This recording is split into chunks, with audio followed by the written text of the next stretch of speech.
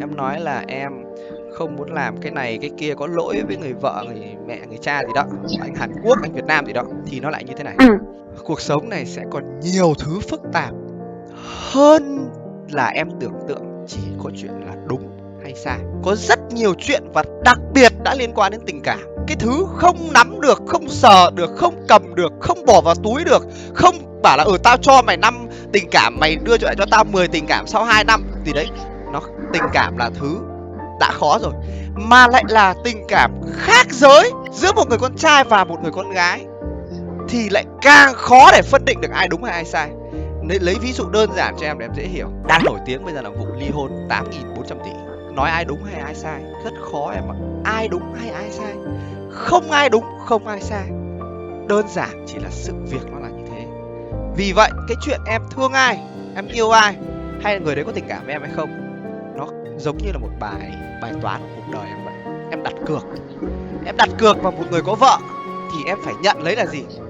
Em có mấy ông đang ngồi tủm tỉm cười hoặc là với sự thất bại nó không phải là một cái gì đấy đáng để xấu hổ cả. Và mình về nhà và muốn nói chuyện với mọi người, bạn bay vì sao thế? Là mình Alo ạ.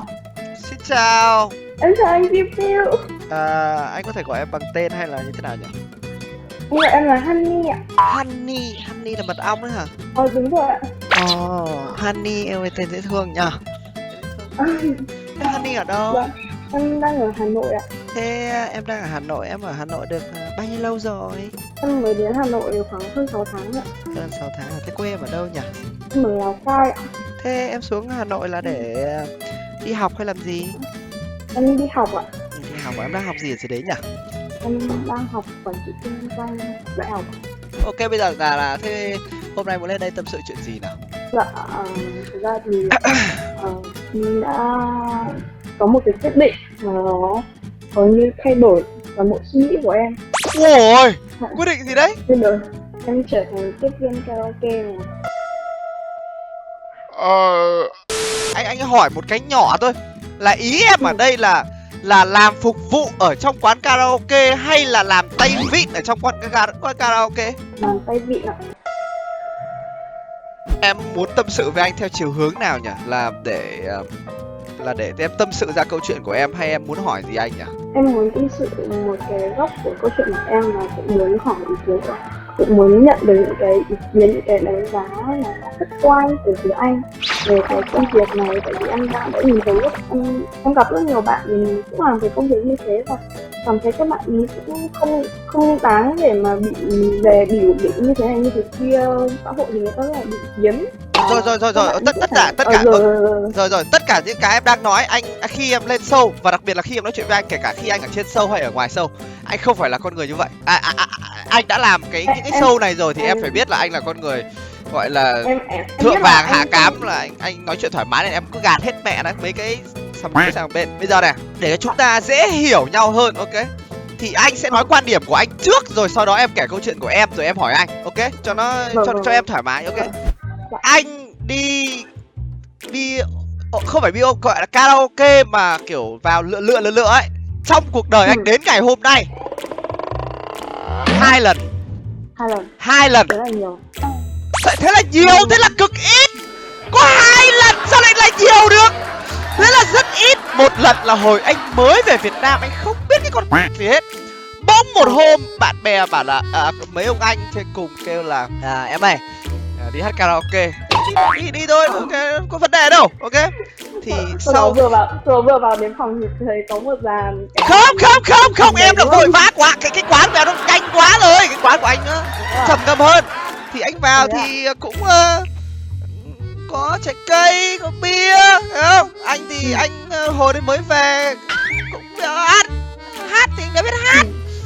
Tự dưng khoảng 10 phút sau bỗng dưng kiểu một dàn kiểu bay vèo cái vào, hốt hoảng vãi cả đái ra. Nhưng mà anh phải tỏ ra mình cool shit đấy nhá. Thì anh nào anh đấy bảo là em số 2, em số 3, số 5 gì đấy, hiểu không? Thì anh là người cuối cùng, bởi vì cuộc đời anh chưa bao giờ lại đứng ở trong cái hoàn cảnh đấy cả. Ôi sổ nó dập dìu mà chỉ cần với một cái là tới thôi. Nhưng mà anh cool lắm, anh Nhưng mà Gian anh có chấm một em rồi, nhưng mà Ờ. bị ngại em biết không, cuộc đời đã Ờ. bao giờ được ngồi gần gái đâu, nó lại vô cùng là xúc động cái giây phút đấy. Yêu. Thế nhưng mà anh không dám nói tên bạn ấy. Anh quay sang các anh của anh, lúc đấy các anh của anh bận hết rồi. Anh bảo là Em giúp em hả? em không sẽ anh của mình sao chọn giúp được. Em sao cũng được. Cái câu sao Đấy cũng thì được khác là chọn giúp gì nữa. sao cũng được nghĩa là lấy đài ấy.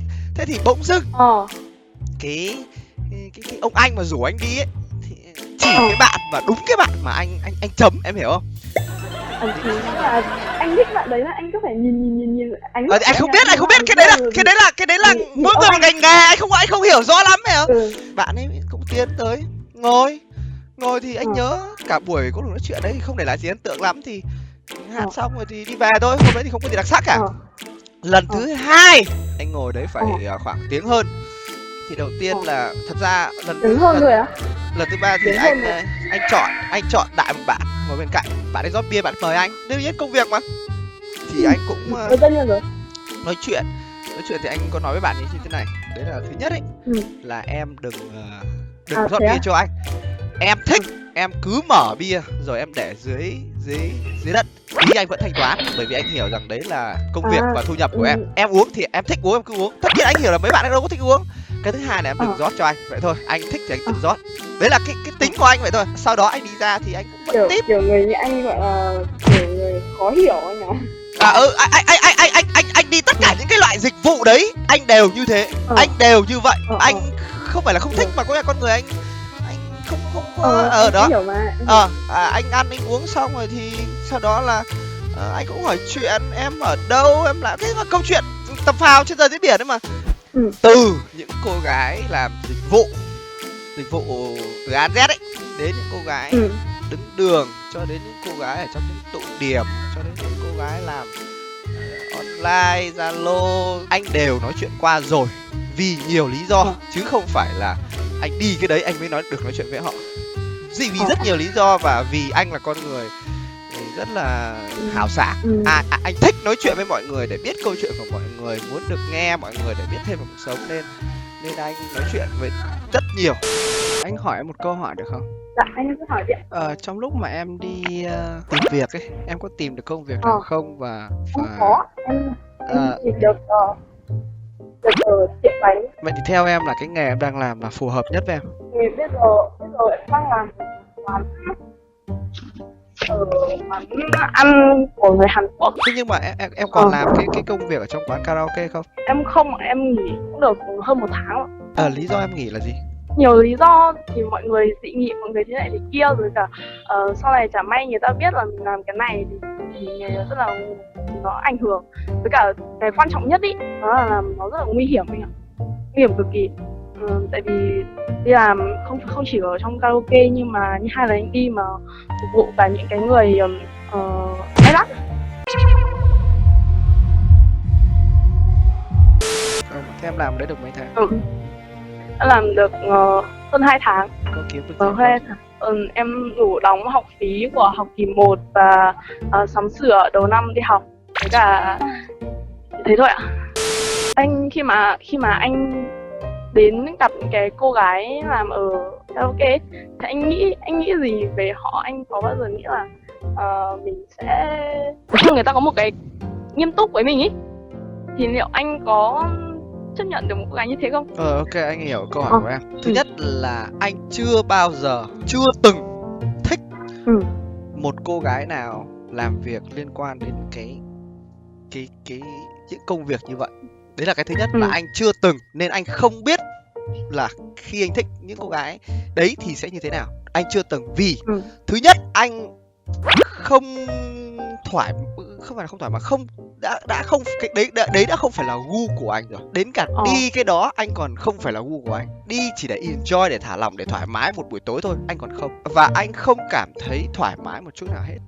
Anh chưa bao giờ, chưa có dù chỉ một lần, dù chỉ là 1 phút thôi trong những khoảng giây phút đó mà cái người đấy hay là cái việc đấy nó làm cho anh cảm thấy thoải mái hay là thích cả. Em hiểu ý anh không? Đây là anh chưa nói đến những người làm trong đấy nhá, anh chỉ đang nói đến cái việc đấy thôi nhá. Thì làm sao anh thích một cô gái đó được, trừ khi anh biết người đấy, anh quen người đấy, anh thích người đấy, hai người quen trong một thời gian rồi và anh phát hiện tối cô ấy đi làm cái công việc đấy, thì lúc đấy mình có một câu chuyện khác để nói chuyện. Em hiểu ý anh không? Còn nếu như đã là cô ấy, chứ anh không hề khinh thường, anh không hề rẻ mạt, anh không hề đàm tiếu, anh không hề định kiến. Em hiểu ý anh ở đây không? Có nghĩa là ví dụ như là anh đã không thích một cô gái hút thuốc rồi thì là nhậu nhẹt, thì không bao giờ có chuyện anh nhìn thấy một cô gái hút thuốc nhậu nhẹt sao anh bảo anh thích được. Cá tính này kia, cái sét đánh này kia, với anh cuộc sống rất thực tế. Nếu người đấy bỏ được cái nghề đấy thì anh có suy nghĩ đến chuyện nghiêm túc hay không nghiêm túc hay không, đúng không? Đây là ý thứ hai. Với anh, với những gì anh đã trải qua và với cuộc sống của anh bây giờ, thì anh hiểu yêu là ở trong chữ yêu đấy nó có chữ chấp nhận. Chấp nhận là gì? Chấp nhận con người đấy, chấp nhận quá khứ của người đấy, chấp nhận hiện tại của người đấy, và cả chấp nhận, cố gắng chấp nhận tương lai của người đấy. Người yêu anh hay sau này là vợ anh không mong chờ người đấy còn zin. Phụ nữ thường mong người đàn ông sẽ rộng lượng, sẽ phóng khoáng để chấp nhận cái chuyện đấy. Anh đúng trải nghiệm đầu tiên lúc nào cũng muốn dành cho người mình yêu, mà sau này là chồng mình, sau này là vợ mình, ai chẳng muốn vậy. Nhưng cuộc đời nó đéo như mơ đâu em. Đừng nói đến chuyện trịch, đến chuyện em trao tình cảm cho một người khác, em trao con tim của em thổn thức cho người khác, đã chưa chắc người đấy yêu em, thương em, chứ đừng nói chuyện trịch. Còn cái chuyện em hỏi là đủ dũng cảm để bước ra khỏi cái nghề đấy hay không, trước tiên anh phải nói em làm 2 tháng em bước ra được, anh ghi nhận rất cao.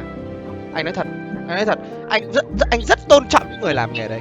Anh cũng có vài người quen làm massage, nói chung là làm cái công việc đấy, anh vẫn nói chuyện với họ, anh vẫn làm bạn bình thường. Và anh với anh đấy là công việc của họ, cũng giống như là với họ công việc của anh là lên mạng ngồi sắm như này. Con người và công việc là hai thứ khác nhau, em hiểu ý anh không? Nhưng em đã làm cái nghề đấy, em nhìn thấy là em kiếm được, em nhìn thấy là có nhiều cái nó đến và nó đi dễ dàng, nó nhanh như vậy. Thế nhưng em vẫn sau 2 tháng còn non nớt, mặc dù em có 18, 19 tuổi, nhưng em dám dừng lại, ok, tôi đi làm công việc khác. Đấy là sự đánh giá rất là cao của anh dành cho em. Còn cái chuyện tiếp tục em nói là em không muốn làm cái này cái kia, có lỗi với người vợ, người mẹ, người cha gì đó, anh Hàn Quốc, anh Việt Nam gì đó, thì nó lại như thế này.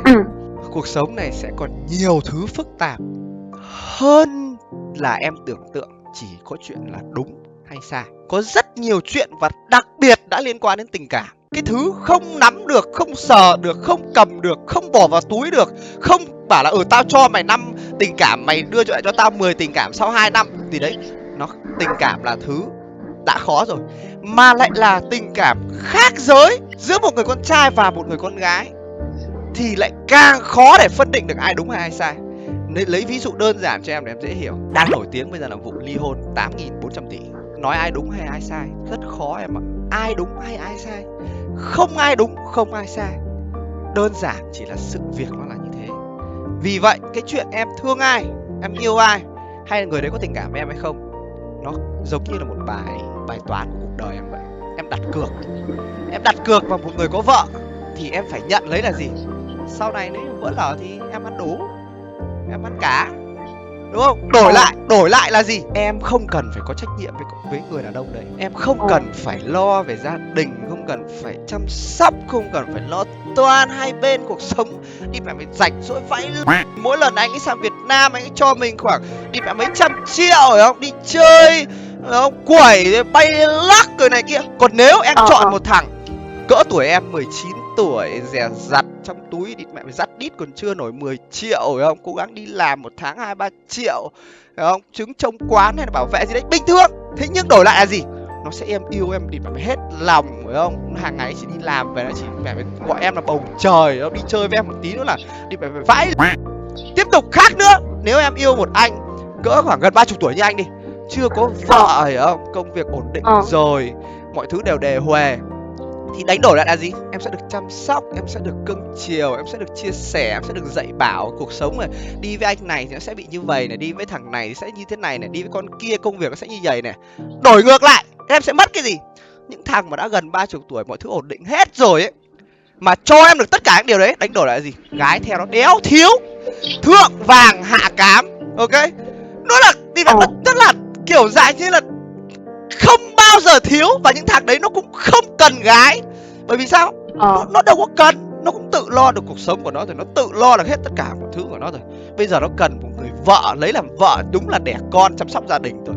Nó không cần gái gú, nó không cần thì phải đi kiếm để mẹ dăm ba cái niềm vui, bởi vì nó không thiếu. Tất cả những cái bài toán về tình cảm em phải đặt cược vào, nó luôn luôn sẽ có cái được và cái mất, lúc nào cũng vậy em ạ. Phải vài năm sau, nhanh thì vài tháng, còn không thì cũng phải vài năm sau, có khi cả 10 năm sau em mới nhận lấy vào người mình, dù được dù mất, dù đấy là quả báo hay đấy là hạnh phúc. Nhưng cuộc đời này rất công bằng, cái gì bình yên thì đánh đổi bằng sự vất vả. Em nói là em muốn bình yên thì đánh đổi lại đó là sự vất vả. Còn cái gì đến nhanh thì đi nhanh, đấy là lẽ tự nhiên của cuộc đời này rồi. Ok, thế nên là để mà nói trả lời ngắn bắn tắt tóm tắt để cho em câu hỏi trả lời của em là gì, anh sẽ không bao giờ và sẽ rất khó cho con người như anh thích một người làm việc liên quan đến mảng đó, chứ đừng nói đến việc thích ai đó như vậy. Còn nếu lỡ thích, nếu lỡ cũng rất khó, nhưng nếu lỡ thì anh sẽ xem, còn phải xem rất là nhiều khía cạnh. Ví dụ như là lúc đấy anh 40 tuổi rồi thì nó khác, còn bây giờ anh 30 tuổi nó khác, em hiểu không? Cái sự chấp nhận mỗi một tuổi nó sẽ khác nhau. Còn cuối cùng là nếu như em đã dừng được lại thì mọi người sẽ nhìn em như thế nào?